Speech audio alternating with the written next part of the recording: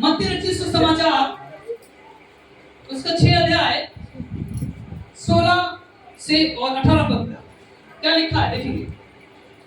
जब तुम उपवास करो, सुनिएगा, जब तुम उपवास करो तो कपटियों के समान तुम्हारे मुंह पर उदासी न छाई रहे। क्या बात है, खरी बात है। कपटियों के समान तुम्हारे मुंह पे उदासी छाई ना रहे, क्योंकि वे अपना मुंह बनाए रहते हैं जी, ताकि लोग उन्हें उपवासी जाने। जी, मैं तुमसे सच कहता हूँ जी, कि वे अपना प्रतिफल पा चुके। वे अपना प्रतिफल पा चुके। परंतु जब तू उपवास करे, जी, तो अपने सिर पर तेल मल और मुंह धो, ताकि लोग नहीं परंतु तेरा पिता जो गुप्त में है तुझे उपवासी जाने। जी, इस दशा में तेरा पिता जो गुप्त में है देखता है तुझे प्रतिफल देगा। सुनिएगा, उपवास की आज खुली परिभाषा आप जान जाएंगे। बाइबल से ही बताऊंगा, कुछ ऐसा नहीं कि आपको ऐसा लगे कि कुछ और है। परमेश्वर का वचन क्या कहता है इसके अनुसार मैं इस पर चर्चा करूंगा और आपको अलग अलग वितर्क दूंगा जो आपको समझ में आएगा कि यह उपवास की सही परिभाषा, सही तथ्य क्या है। कई बार आपको लगता है कि ये तो सप्ताह में शुक्रवार के दिन रखा जाता है, ये कई बार लोगों को लगता है साल में एक बार 40 दिन का उपवास होता है तो ही ठीक है, पूरे साल रहे ना रहे कोई बात नहीं, 40 दिन का उपवास आएगा फिर उसमें हम रह लेंगे। कई बार ऐसा लगता है कोई बात नहीं, शुक्रवार ही सिलेक्टेड है उसी दिन रखेंगे, बाकी दिनों में हम नहीं रख सकते। ऐसी कोई बात नहीं है, आपका जब मन करे, आपको जब परमेश्वर आपको अग्रसर करे इस बात के लिए आपको दिखाए तो आप उपवास रखना कभी भी और कभी भी शुरू कर सकते हैं। हालेलुया। उपवास का मतलब ये होता है कि ऐसा नहीं कि आपने खाना नहीं खाया तो उपवास है। बहुत सारे लोग हैं बिना भूखे रह लेते हैं, काम भी करते हैं, डॉक्टर कई बार बता देता भैया आपको 2 दिन खाना, तो आपके आगे मजबूरी है, नहीं खाते हैं। कई बार डॉक्टर मना करेगा आपको ये नहीं खाना वो नहीं खाना, तो आप नहीं खाते। उपवास की जो सही परिभाषा, सही मकसद है वो परमेश्वर के साथ में गहरा संबंध है। उपवास का मतलब परमेश्वर के साथ में गहरा संबंध, परमेश्वर के साथ में गहरा संबंध। कई बार उपवास ऐसा रखा जाता है जो लोगों में दिखावा होता, तौहीन होती है। इस मत्ती रचित सुसमाचार उसका 6 और 16 पर पढ़ें, क्या लिखा है फिर कौन सुनिएगा। जब तुम उपवास करो, सुनिएगा, जब तुम उपवास करो कपटियों के समान तुम्हारे मुंह पर उदासी न छाई रहे। यहाँ पे प्रभु यीशु मसीह इस बात को खुला कहते हैं, जब तुम उपवास करो तो तुम कपटियों के समान तुम्हारे मुंह पे उदासी छाई। लगता है कि आप बहुत बड़े काम को कर रहे हैं, उपवास रख रहे हैं तो किसी पे बहुत बड़ा उपकार कर रहे हैं। उपवास के दिन में आप किसी के घर नहीं जाएंगे, बारात में नहीं जाएंगे, क्यों? उपवास टूट जाएगा। कोई सामने खाना लेके आ गया तो बहुत लोग कहते हैं भैया ना कुछ नहीं खाएंगे उपवास से, फिर कान में धीरे में बताएंगे हमारा तो आप नहीं जानते आज शुक्रवार है, आज उपवास है, क्या आपने नहीं रखा? मतलब खुद तो खिल्ली उड़ा रहे हैं, दूसरे परिवार को भी शर्मिंदा कर रहे हैं कि यस इन्होंने तो रख लिया पर हम तो छूट गए। मैं आपको बताना चाहता हूँ सही मकसद उपवास का ये नहीं होता है कि हम किसी को दिखाएं और किसी को अनहोना समझे और बताएं कि देखो भैया हमने अच्छा किया है। सिर्फ लिखा है आप दिखाएं ना दिखाएं पर परमेश्वर आपको तो आपको देखता है। कई बार उपवास के समय किसी के घर पहुंचे, अच्छा खाना बना होता है तो मन तो करता है धीरे में खा ले, लेकिन कितने हमने तो उपवास रखा बहन जान जाएंगी, शुक्रवार के दिन के यहाँ मिलने आए और आज खा लेंगे तो जान जाएंगे शुक्रवार को खाना खा लेते हैं। शर्मिंदगी महसूस लोग करते हैं, लोग मुंह छुपाते हैं। उपवास का मतलब सही तो मतलब यही है परमेश्वर के साथ में आपका रिश्ता, गहरा रिश्ता प्रभु के साथ में हो, वही उपवास कहलाता है। हालेलुया। उपवास से नहीं कि खाना नहीं खाए तो डाइट कर रहे हैं। कई बार लोग सेहत को बनाने के लिए, पर्सनालिटी डेवलप करने के लिए खाना नहीं खाते, वो उपवास में गिना। कई लोगों को लगता है कि वो मोटे हो जा रहे हैं, वो बड़ा उनका साइज बढ़ रहा, तो कई बार वो खाना नहीं खाते। क्यों? वो डाइट पर होंगे ताकि उनका शरीर कंट्रोल हो जाए और मोटापा ना आने पाए। उपवास के अंतर्गत नहीं आता। पर कई बार जब हम उपवास रखते हैं हम प्रभु को धन्यवाद देना जानते हैं, परंतु दूसरे क्या जाकर कहते हैं भैया देखो आज हमने उपवास रखा है, प्रार्थना नहीं करेंगे, कलीसिया में समय से निकल के नहीं आएंगे,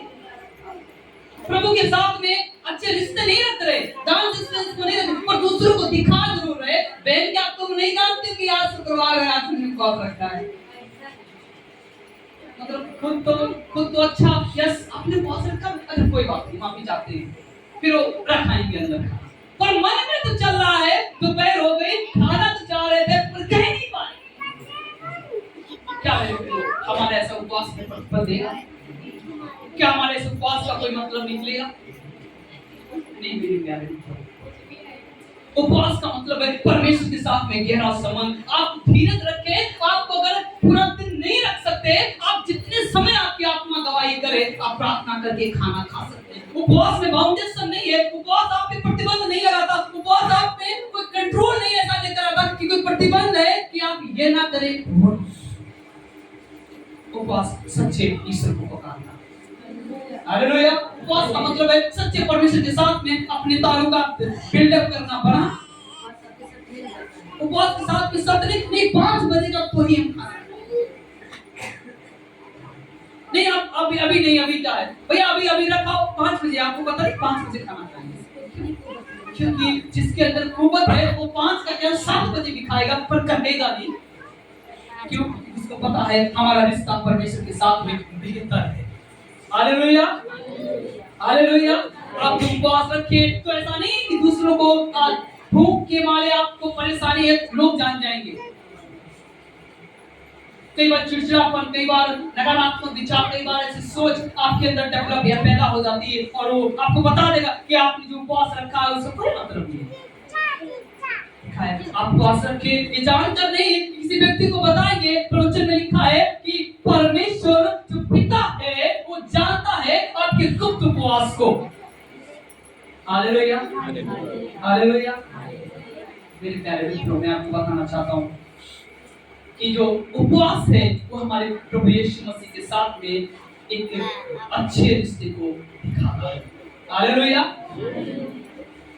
दूसरा छोटे शब्दों में समझे, परमेश्वर का अनुकरण करना ही उपवास कहलाता है। परमेश्वर का अनुकरण करना ही, सच्चे मन से भजो परमेश्वर को, यही उपवास का परिभाषा है।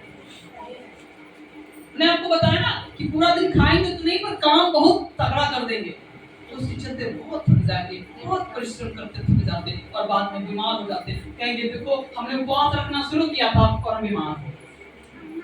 कईयों के द्वारा मैंने सुना कि लोगों ने 40 दिन के उपवास उनको बताया गया और जब उनकी कुव्वत नहीं हुई या कई बार उन्होंने रखा या पूरा रखा, कई बार बीमार हो गए। ना आप पास्टर जी नहीं रखेंगे, पिछली बार रखा तो बीमार हो गए थे, अब नहीं। क्यों?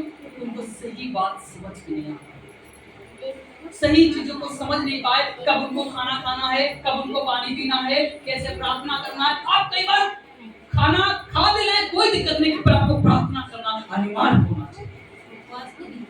हालेलुया। खाली दिन गिनते 1 2 3 4 कितने बार हो गए।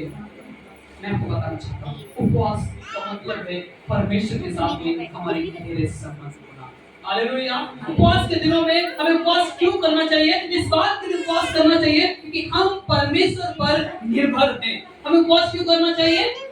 क्योंकि हम परमेश्वर पर निर्भर हैं।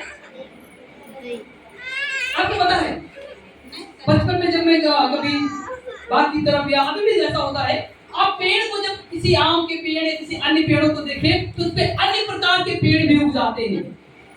अन्य प्रकार के भी पेड़ जानते ना, हम सब किसान लोग गाँव से हैं।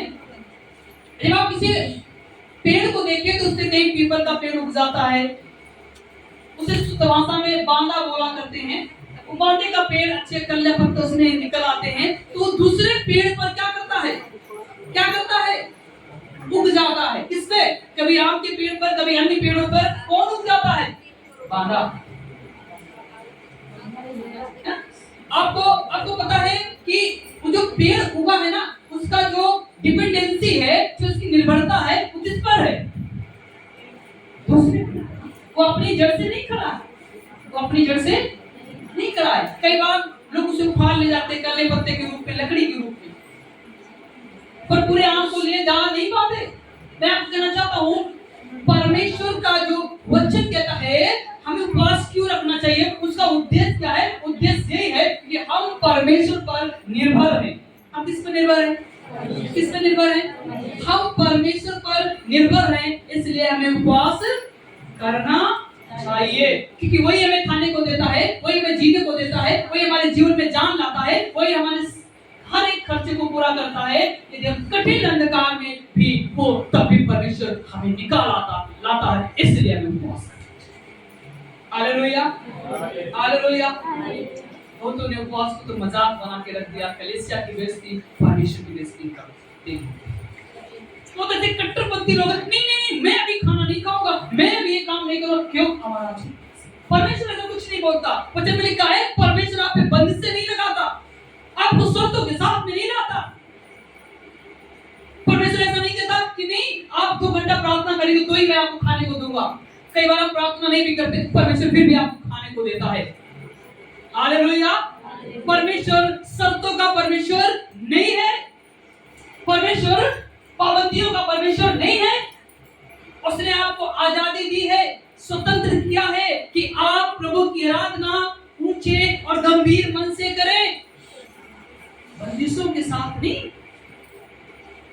सबसे बड़ी बात है कि हम प्रभु यीशु मसीह के साथ गहरे रिश्ते में हैं। हालेलुया। अपने साथ में निकालें प्रेरितों के काम उसका 13 अध्याय उसकी 2 और 3 पद इसके विषय में क्या कहता है?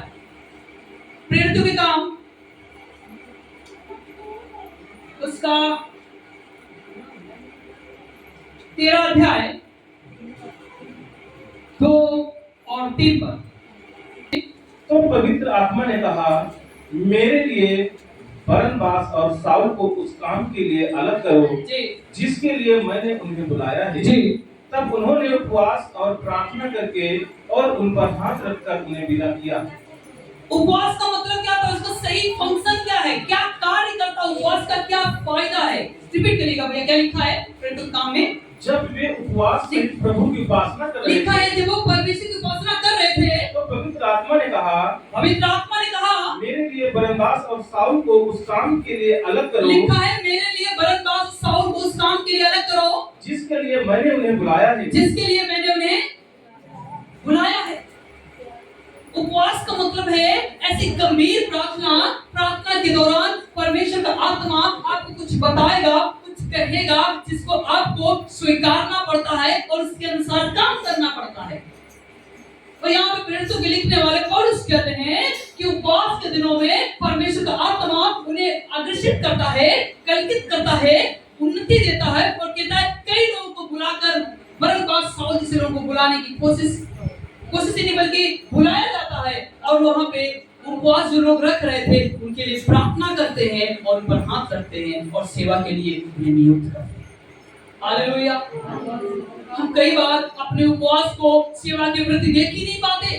वचन में लिखा है उपवास कर प्रार्थना करके उन पे हाथ रखकर उनको विदा किया गया, सेवा के लिए, काम के लिए, मिशन के लिए।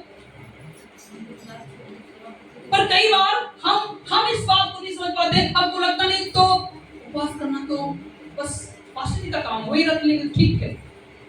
पर उपवास का फायदा क्या है? उपवास जब आप करेंगे तो परमेश्वर का आत्मा आपसे बात करेगा। उपवास जब आप करेंगे तो परमेश्वर का आत्मा आपसे, जब आप उपवास हृदय से प्रार्थना करते हैं, परमेश्वर को पुकारते हैं, तो वचन में लिखा है कि परमेश्वर का आत्मा आपको कायल करता है और कुछ विशेष बताने की कोशिश करता है।